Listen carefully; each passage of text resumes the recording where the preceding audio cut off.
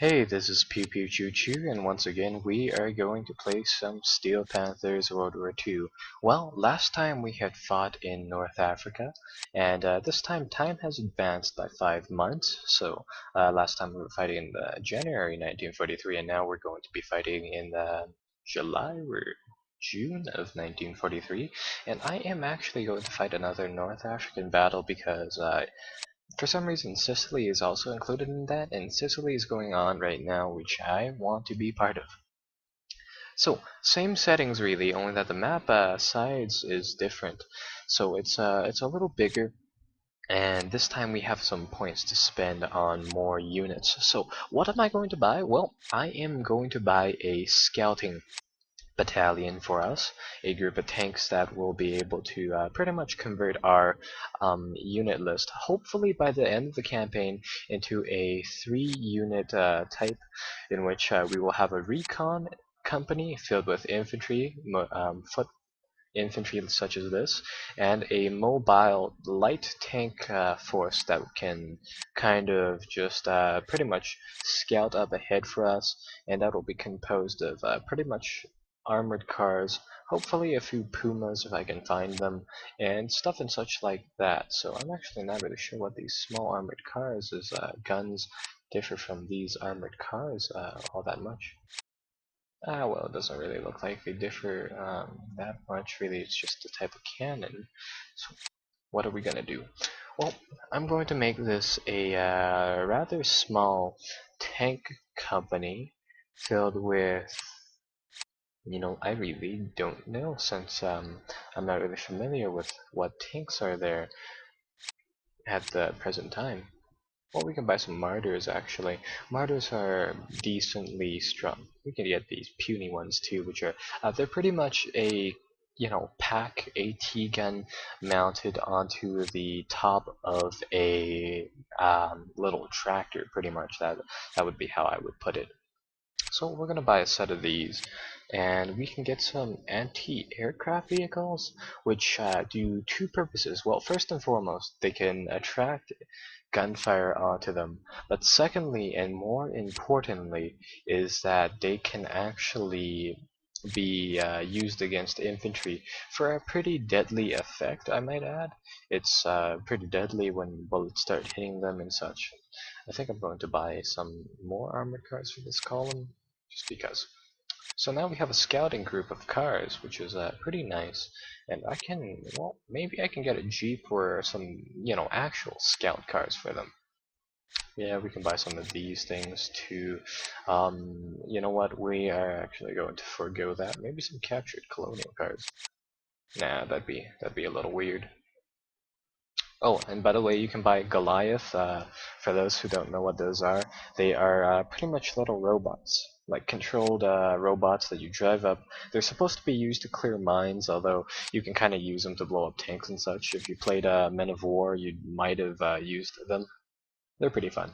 Well, this looks like a pretty suitable map actually for a 20-turn battle, so flags are a little spread out. I don't like that, so I'm going to clutter them hopefully a little differently. There we go.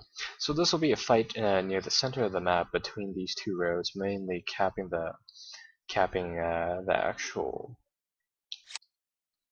little settlement. And whatever is really on the road, whoever controls this central road really wins the battle. We can actually do a few side attacks and such there. So let's buy some support for this meeting engagement battle against Great Britain. Now, what do we need? In theory, we need absolutely nothing. The British will probably bring light tanks, nothing really heavy, but we need speed to win a battle against them. The thing that the British lack the most is well, pretty much mobility, and how we can pretty much exploit this is to use pretty much these mobile groups mounted hopefully on something else than trucks, maybe mechanized units. Let's go with a... Oh, no, that's still mounted. No, I don't want a company either, so let's No, that was the same thing. My apologies for this taking so long.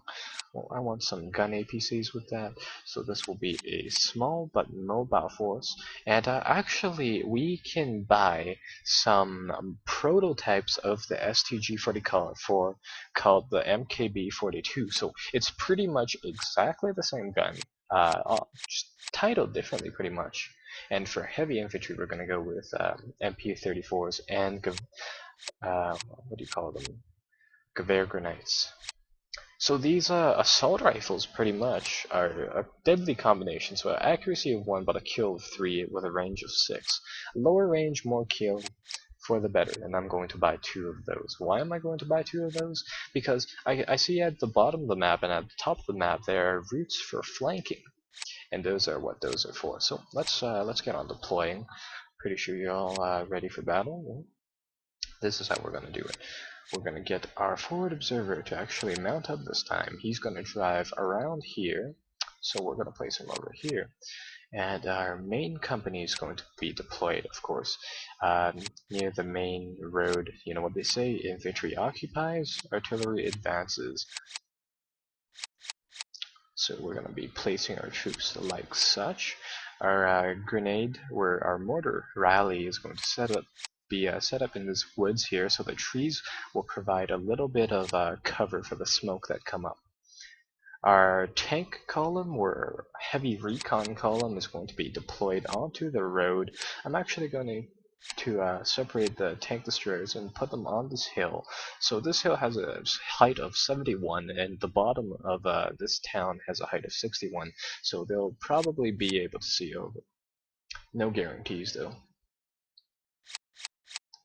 So now that we have our base troop, our core units set up, now let's deploy our support units. So 2 platoons of infantry with gun support. Well, I want one to be flanking from over here, and I want the other one to be flanking from the hill, because if you noticed, the bottom of the ridge here is largely undefended, and the top of the ridge here has a nice little gap between the forest, which we can exploit to go into the enemy's rear. So I think I'll do that. And well, that is my objective, my plan, and I will see you guys later. Until that happens, probably near turn 3. And well, we are back. So I've met the enemy in the middle of the map, which appears to be infantry, and as you can see, I've also met the enemy at the top. So we're fighting a little bit of infantry down here. I have my tank destroyer is positioned here, so then I can kind of see what's going on. If there's any armor coming down the road, I can take it out. But the main problem is that the enemy is also trying to flank us on the side with a bunch of Stuart tanks. So this part will be very crucial, and what I do next will probably determine the outcome on this flank. And what I think I'll do is actually pull my troops back, hopefully without taking any casualties. Looks like we got hit, but we didn't actually lose anybody. So I'm going to drop the infantry squad, because obviously if the tank dies, there's a high chance of the infantry dying. I'll drop them here, move our gun vehicle here so we can cover this little route. Whoops. Cover this little point, and I'll move the infantry into these woods, or rather behind them, to fight them like that. In the middle, I have my tanks set up so that they can rapidly respond to any situation, and hopefully I can probably, well, if the need be, I'll probably bring them up to top. But at the moment, I'm fighting these infantry squads in positions that are more or less favorable to me. My infantry will fight them in close quarters, close to this ridge near this point. You can notice that there's a little bit of darkness, dark green under my troops here, and that's what I'm going for. I'm going to spread my troops out in a line, hopefully flanking from the north, and I have my MGs set up in the position that I can see what's going on over here.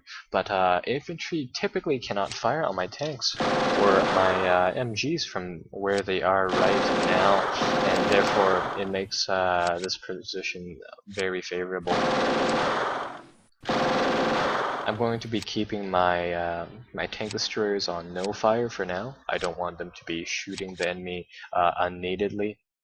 And well, let's continue. Right now, if I can break their offensive in the north, then I believe I would have then secured pretty much our flanks. Oh, perfect! My auto cannons can actually shoot them too. That'll be even better.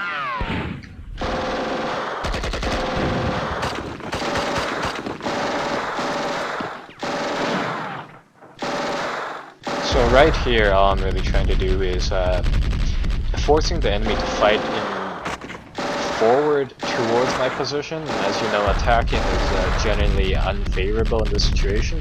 The whole purpose of this is to just simply draw the enemy into positions in which we can engage them more efficiently. Right now, if I chose to put all of my troops inside this field, and assuming that it was all flat without this ridge, then it would probably bog down to a good, 5-7 turns, or however long until artillery comes down. Which reminds me, I should probably reposition my artillery closer to the front. Over here, I really don't know. This is going to come down to, in all honesty, luck. If I can hopefully engage these two stewards and kill them a little more effectively. And evidently, right there, that our gun half-track fired around, it didn't do absolutely anything to that steward tank, which has to change fast. Well, first and foremost, our infantry is going to try to close assault. They're panicking, they don't want to assault the tank, so they actually retreat. Well, we're going to try to take it out. There's one tank down, and there's another one over there, so I'm going to bail once again. I'm going to move that there, I'm going to move that there, and that over here. So now we've created pretty much what I like to call an anti-tank barrier. Gonna position that there once again. So when cars move at a very slow speed, they have a better chance of intercepting troops and such. Over here, we're going to continue moving on to the back of the enemy, which will hopefully make them move back and pull their troops to engage my flanking forces here. On the main road, I should probably reassign my artillery strike. So moving on, this hill is very advantageous. We can see everything going down near this road, and as you can see, I kind of called in just a mishmash of artillery fire on everything in that general area. Well, I'm going to move these strikes closer to their actual column. It might be a little dangerous for our troops down there, but oh well. So let's continue fighting them, and I will come back when that artillery strike actually comes down. Well, I will see you guys then. In the top, I'd rather continue for one more turn and show out you guys the outcome of that, but this little part is going to drag on for a little bit, so see ya. Hey, welcome back on turn 7. Well, in a surprising turn of events, the enemy dropped smoke rounds on our lines, causing us to lose a little bit of focus, a little bit of momentum in the center. As you can see, some of our troops are falling back, notably this unit right here, and one unit inside the smoke right here. And I think you can see where I select my units. Maybe, maybe not, but anyways, at the top and the bottom of these two roads. Well, anyways, as long as we hold the trench, no matter how much smoke they put on us, they will have to pretty much try to push forward using brute strength, and that is obviously going to be very costly for him, and right now I'm trying to figure out which half-track doesn't have troops loaded on. Well, we were managed to successfully engage the two stewards here. It looks like they only brought two, so that wasn't much of a problem, and I located where the enemy has a lot of his artillery. Notably, we had located the British HQ, which I am currently in the process of routing, and it should be dead inside a second here. Well, when that goes, pretty much this battle will be a lot easier, since that'll drop morale of all the troops to, I believe, simulate the communications penalty. But our artillery rounds did come down here, and as you can, whoops. Well, as you can probably see, most of the enemy's troops are retreating on the southern road, which helps a lot. So I will cut back into the game later on. However, their smoke did disengage our MMGs, which is a bit of a problem. I mean, Germany's machine guns are very important to doctrine. Oh well, we're still winning on both of the flanks, so eventually they'll be enveloped. For now, I will see you guys later. Hey, and welcome back on turn 11. Well, we had lost both of our tank destroyers on this hill. The enemy decided to try to flank around and found them, taking them out. Notably, they were on the control point, so they could have seen them anyways. And we've been getting into like pretty much assaults like this, really, where we pretty much get bogged down, and well, we start to lose a lot of units near center. They also managed to make a push with their artillery. Luckily, we scattered their men, so there aren't as many of them left, but there's still quite a bit. The good thing is that we kind of bypassed the enemy's lines over here, and we were able to take the fight to their artillerymen. So I took down their HQ. That shouldn't be any more of a problem. All that I really need to do is just finish up killing off these howitzers, which will add to our war score considerably. The only real other thing to notice is that there is a tank somewhere behind this smoke cloud, and we need to get to it. Well, how do we do that? He is definitely here, I know that. Or maybe he fled, maybe. There's a tank around here somewhere. But, oh, there he is. There's a Sherman 3. And we need to deal with that somehow. So, our anti-tank, our tank destroyers are down. That might be a problem. We have one functioning gun APC inside this area over here. This one has been immobilized by enemy infantry here. Well, so that might be a little bit of a problem. I'm going to direct some MG34 fire over here. Add some more suppression. That's probably the best route that we have to victory. We're pretty much contesting all points except for the top one, which is theirs. There's really nothing I can do about that except for to keep pushing.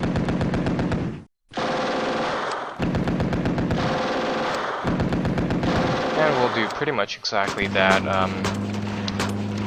Right now, artillery is going to come down at them pretty hard again, striking at all of their clustered infantry. As soon as we're done finishing off their artillerymen down here, then we can sweep down into the middle and try to envelop them in a large front.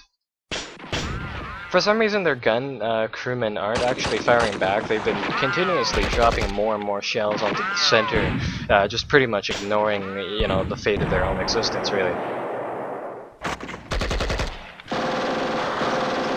But oh well. At the moment, the only real question is that whether or not we're going to win in the time limit. As long as we have enough turns, we're definitely going to win this engagement for sure. We're definitely, slowly but surely, finishing the enemy off. Slowly, just kind of grinding them down, killing one troop at a time, really. The two things I fear right now is that Sherman, obviously it probably isn't alone, and secondly, as soon as we really run out of artillery strikes, and then we're going to be in a little bit of trouble because our troops are, well, few to begin with, and our enemy has quite a lot. See, now, oddly, for some reason, their Bren rifles, Bren LMGs are amazingly accurate towards center. As you can see, they're just devastating my men over here. Maybe it's because they're on a hill, and it kind of helps them shooting down. Downwards, maybe. But overall, suppression's still pretty high in the center. If we can break through that, we can definitely reclaim the southern hill, which will be pretty imperative to our objective. These artillery strikes are going to be absolutely devastating. That these are going to win us the battle. I'm going to call down a few more. This one is actually almost out of artillery rounds. We've already run out of artillery rounds in one of our guns. That might be a problem. Well, we have to commence some aggressive actions. We're not going to win here anytime soon by just kind of sitting around and firing at each other like this. I have a feeling we're going to have to drive our vehicles into their side and try to fight them like that. So here goes. The thing with buying like so much armor at one time is that you don't really know what you'd be expecting. Like for instance, this round I should have bought more infantry, more than anything really.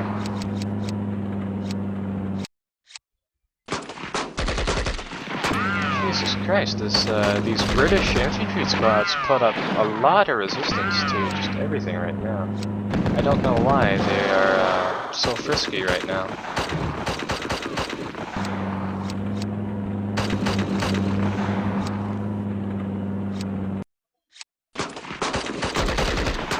Bah. Looks like we're going to have to hold up on pushing on this center group.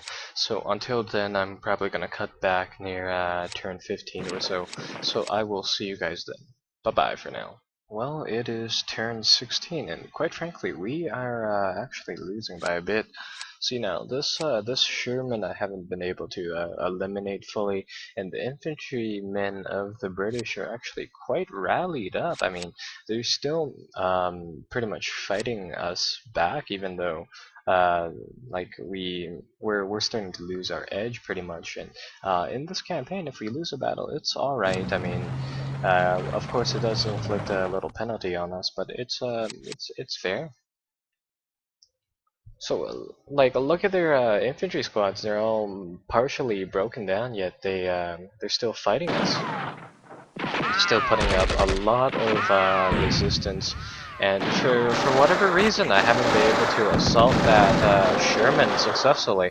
No matter what, if I attack the Sherman with infantry, the assault normally fails, and if I were to use the armored vehicle, it should be able to penetrate the Sherman on the sides, but it never has done so. It's been doing 6 penetration to the vehicle and has yet to destroy it. We did manage to kill a lot of the crewmen inside. I'm really not sure what's going on there. All that I can really hope for is to destroy the infantry a little faster with the half-tracks coming in from the rear. It's diverting a little bit of the infantry.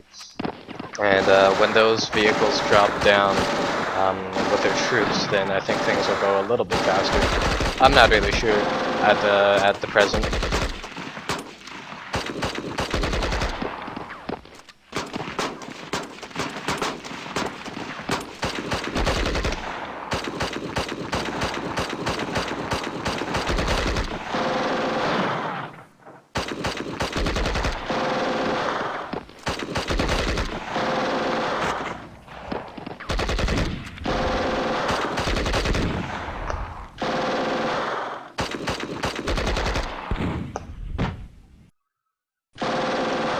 Like, quite honestly, right now, I really don't know where things went wrong. I mean, we did successfully flank them, and we did take out everything on their sides.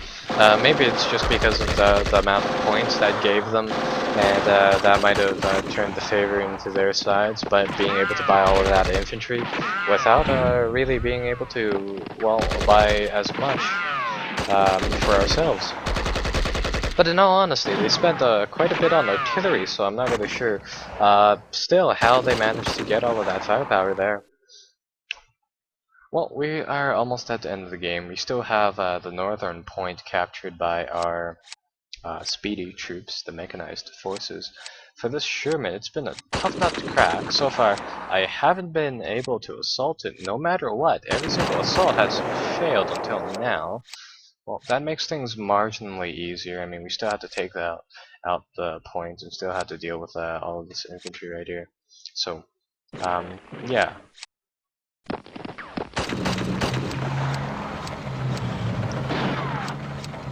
I'm trying to unload some of my infantry and get them ready for a push, whatever they're going to do, and try to push for this point probably. So I'm just trying to prepare for that. Over here, there's really nothing I can do except for keep fighting on like this, really. South, I can probably spin up my MG, probably kill a few more troops, but definitely not make them bail out. And our troops are retreating a little bit. Well, I'm gonna cut to the next part as well, so I will see you then. Well, in the end, we did lose. Our point total was 600. The enemy's point total was 700. We're 1700. The enemy maintained quite a lot of their infantry forces, and oddly enough, they weren't really that high experience, but their morale was fairly decent.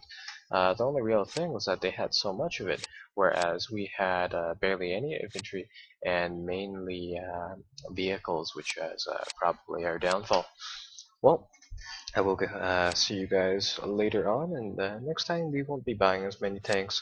We'll be trying to kind of recuperate from our marginal defeat, so we actually still get to well, keep on going with the campaign. Actually, we still gain some experience. We did lose some experience. We do have to replace the units we had lost, but it shouldn't really be that much of a problem.